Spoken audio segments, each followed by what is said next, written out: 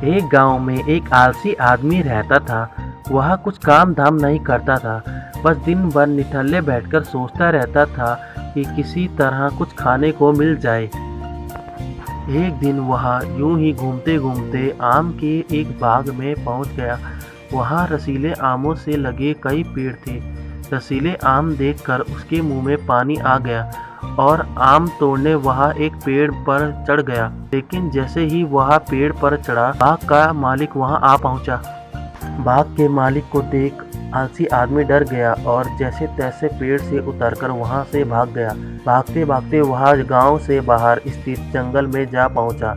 वह बुरी तरह से थक गया था, इसलिए एक पेड़ के नीचे बैठकर सुस्ताने लगा।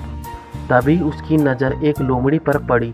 उस लोमड़ी की एक टांग टूटी हुई थी और वह लड़खड़ाकर चल रही थी।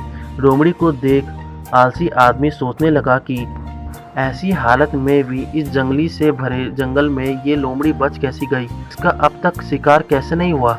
कुछ ही पल बीते थे कि पूरे जंगल शेर की दहाड़ से गूंज उठा, जिसे सुनकर सारे जानवर डर के मारे भागने लगे। लेकिन लोमड़ी अपनी टूटी टांग के साथ नहीं भाग सकती थी, वह वहीं खड़ी रही। शेर लोमड़ी के पास आने लगा। आलसी आदमी ने सोचा कि अब शेर लोमड़ी को खा जाएगा, लेकिन आगे जो हुआ वह कुछ अजीब था। उसके मुंह में मांस का एक टुकड़ा था, जिसे उसने लोमड़ी के सामने गिरा दिया। लोमड़ी मांस के उस टुकड़े को खाने लगी। थोड़ी देर बाद शेर वहां से चला गया। आलसी आदमी सोचने लगा कि भगवान सच में सर्वश्रेष्ठ है। उसने धरती के समस्त प्राणियों के लिए, चाहे वह जानवर हो या इंसान, खाने पीने का प्रबंध कर रखा है। वह घर अपना लौट आया। घर आकर वह 3 दिन तक बिस्तर पर लेटकर प्रतीक्षा करने लगा कि जैसे भगवान ने शेर के द्वारा लोमड़ी के लिए भोजन भिजवाया था, वैसे ही उसके लिए भी कोई न कोई खाने पीने का सामान भिजवा लेंगे। लेकिन ऐसा कुछ नहीं हुआ। भूख से उसकी हालत खराब होने लगी। आखिरकार उसे घर से बाहर निकलना ही पड़ा।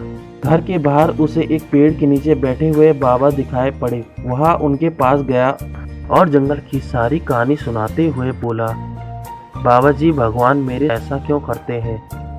उनके पास जानवरों के लिए भोजन का, लेकिन इंसानों के लिए नहीं। बाबा जी ने उत्तर दिया, बेटा ऐसी बात नहीं है।